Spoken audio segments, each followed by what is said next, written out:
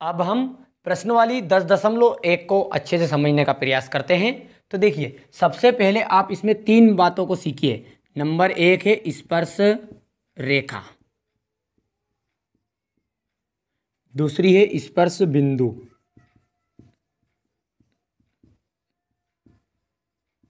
और तीसरी रहेगी आपकी छेदक रेखा। और छेदक रेखा का दूसरा नाम रहेगा प्रतिछेदक रेखा। देखिए, स्पर्श रेखा, सबसे पहले तो रेखा किसे कहते हैं?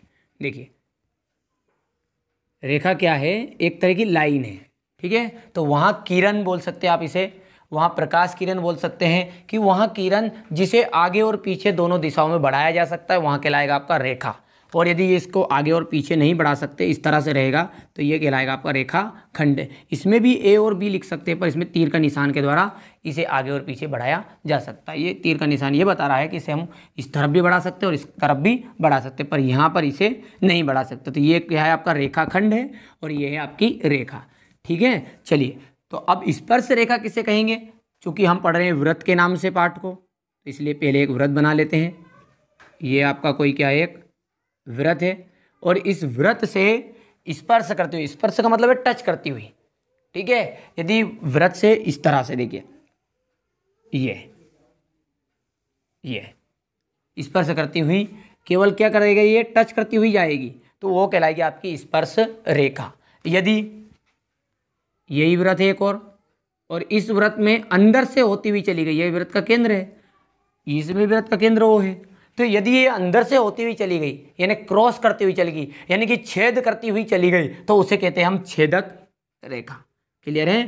तो ये ऐसी रेखा जो वृत्त को क्या करेगी? केवल सिर्फ स्पर्श करेगी, यानी कि टच करेगी, वो रहेगी आपकी स्पर्श रेखा। और जो अंदर से होती हुई चली जाएगी, यानी कि क्रॉस करती हुई, छेद करती हुई, वो कहलाएगी आपकी छेदक रेखा। अब रही बात स्पर्श बिंदु की, ठीक है। तो ये जो स्पर्श रेखा, देखिए ये स्पर्श रेखा, देखिए गौर से, और ये स्पर्श रेखा इस वृत्त को एक बिंदु पर प्रतिच्छेद कर रही है। देखिए गौर से, वो तो आप चित्र के द्वारा बता रहे थे, लग रहा है कि यहाँ भी टच कर रही है, यहाँ भी मेन पॉइंट इसका एक यहाँ पर रहेगा, देखिए। और ये मेन पॉइंट ही क्या कहलाता है? स्पर्श बिंदु।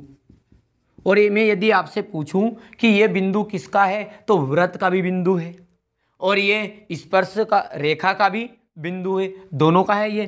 देखिए, एक तो वृत्त का भी है और ये स्पर्श रेखा का भी है।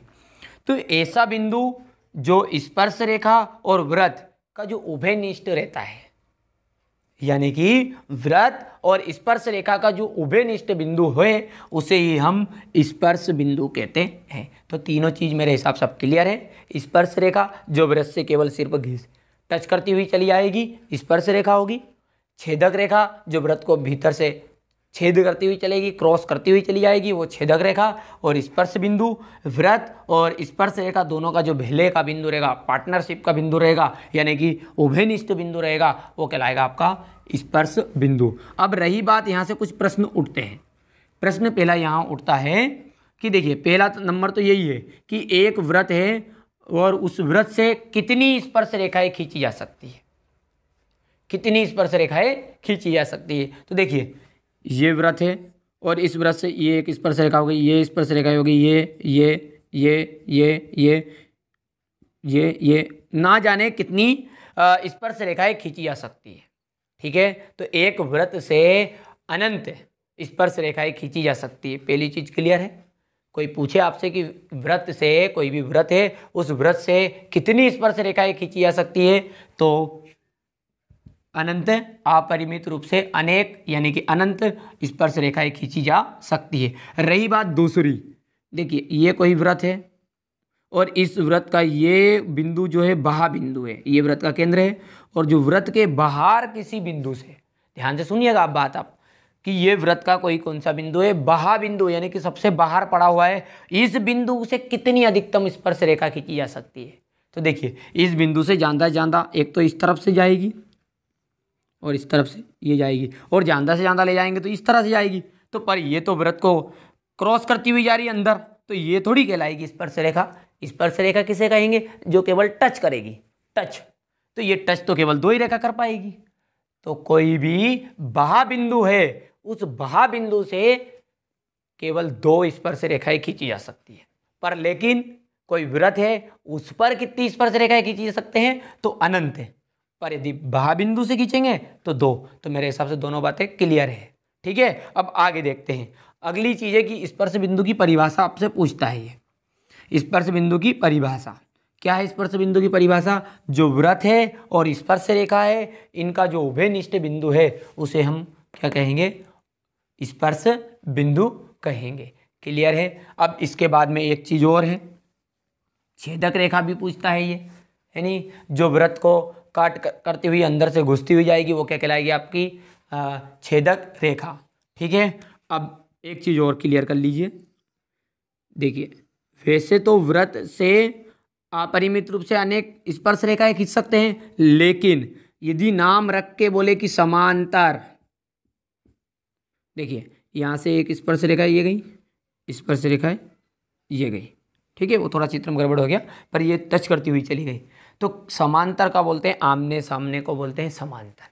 ठीक है, तो कितनी स्पर्श रेखाएं खींची जा सकती है? समांतर चित्र में दिख रहा है 2। तो कोई भी एक वृत्त है उसके समांतर कितनी स्पर्श रेखाएं खींची जा सकती है उससे? तो 2। और यदि कोई वृत्त है उस वृत्त पर कितनी स्पर्श रेखा है? तो अनंत है। अब हम जानते हैं इसकी प्रश्न वाली एक्सरसाइज पर आते हैं। अब आपको आसानी से समझ में आ जाएगी। तो सबसे पहला क्वेश्चन है आपका कि एक वृत्त की कितनी स्पर्श रेखाएं हो सकती है? तो मैंने अभी बताया है कि ये कोई वृत्त है और इस वृत्त से कितनी स्पर्श रेखाएं खींची जा सकती है? तो मैंने अभी तो बताया था अनंत स्पर्श रेखाएं खींची जा सकती है। तो पहले का आंसर आएगा आपका अनंत। ठीक है, क्या जाएगा? अनंत रेखाएं खींची जा सकती है। दूसरा है रिक्त स्थानों की पूर्ति कीजिए। और रिक्त स्थानों में पहला पूछा है आपसे कि किसी वृत्त की स्पर्श रेखा, किसी वृत्त की स्पर्श रेखा, ये कोई वृत्त है और इस वृत्त की स्पर्श रेखा केवल उसे कितने बिंदुओं पर प्रतिच्छेद कर सकती है? 1। ये देखिए मेन पॉइंट एक ही रहेगा। तो कितने बिंदु पर प्रतिच्छेद कर सकती है? केवल 1 बिंदु पर प्रतिच्छेद कर सकती है। तो आपका रिक्त स्थान भरा जाएगा, केवल 1 बिंदुओं पर प्रतिच्छेद कर सकती है। अब क्वेश्चन नंबर दूसरा है इसमें कि वृत्त को 2 बिंदुओं पर प्रतिच्छेद करने वाली, कितने बिंदुओं पर? 2 बिंदुओं पर प्रतिच्छेद करने वाली रेखा को डेडेस कहते हैं। तो देखिए ये हो गया आपका कोई वृत्त और इस वृत्त में ये हो गया केंद्र। कितने बिंदुओं पर प्रतिच्छेद करना चाहिए? 2। याद आ गई होगी कि इस तरह की रेखा को मैंने क्या बताया था अभी? छेदक रेखा या प्रतिच्छेदक रेखा। तो कितने बिंदुओं पर प्रतिच्छेद कर रही है? एक तो यहाँ पर देखिए कट करती हुई जा रही है, एक यहाँ पर। तो जो 2 बिंदुओं पर प्रतिच्छेद करेगी उसे हम कहेंगे छेदक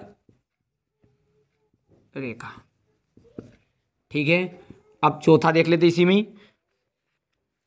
कि एक वृत्त है उसकी डेडेस समांतर स्पर्श रेखाएं हो सकती है। ये बात भी मैंने बता दी है कि ये आपका कोई वृत्त है और इस वृत्त से कितनी समांतर रेखाएं खींची जा सकती है? स्पर्श रेखाएं।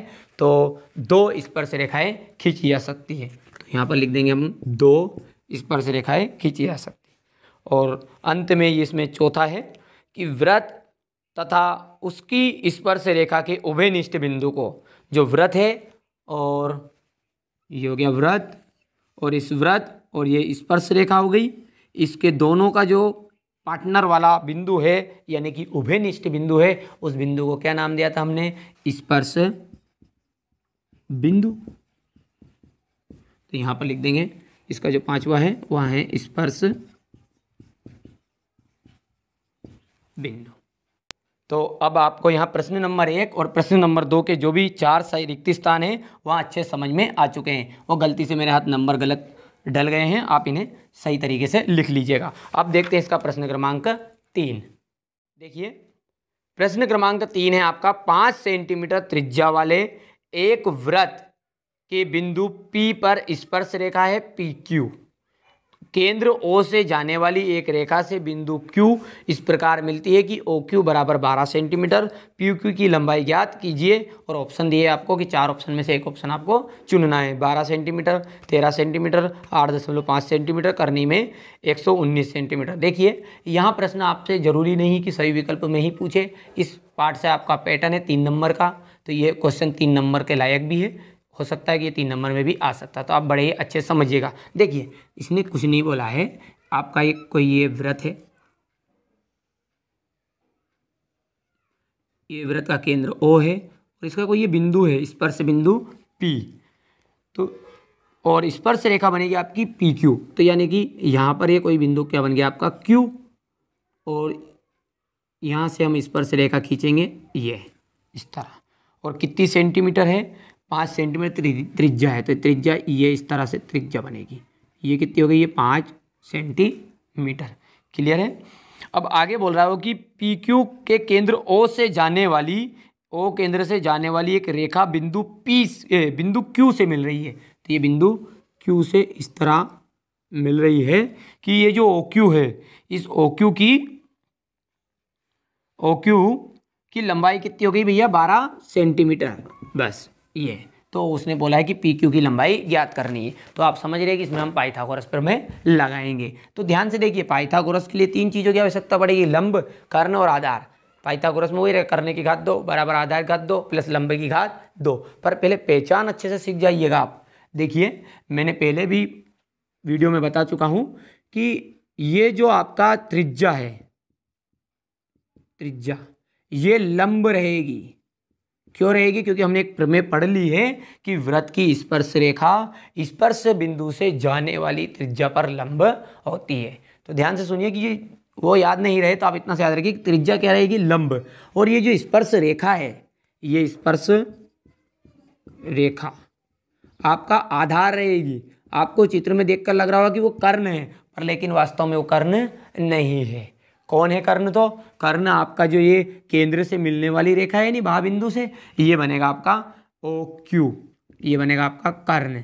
ठीक है, अब आपको क्लियर है, कोई कंफ्यूज नहीं है कि लंब कौन रहेगा? त्रिज्या, स्पर्श रेखा आधार, और ये केंद्र से मिलने वाली जो रेखा है भाबिंदु से OQ, ये बनेगा आपका कर्ण। बस आप इसको दिया है मैं पहले तो सेट कर दीजिए। सेट करेंगे तो यहाँ पर सबसे पहले हम इसे लिखेंगे दिया है।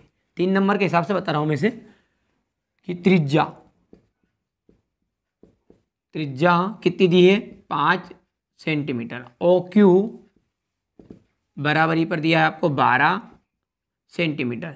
PQ बराबरी पर हमें ज्ञात करना है। तो अब लिख देंगे त्रिभुज OPQ में PGP से तो करने की घात 2 बराबर आधार की घात 2 प्लस लंबे की घात 2।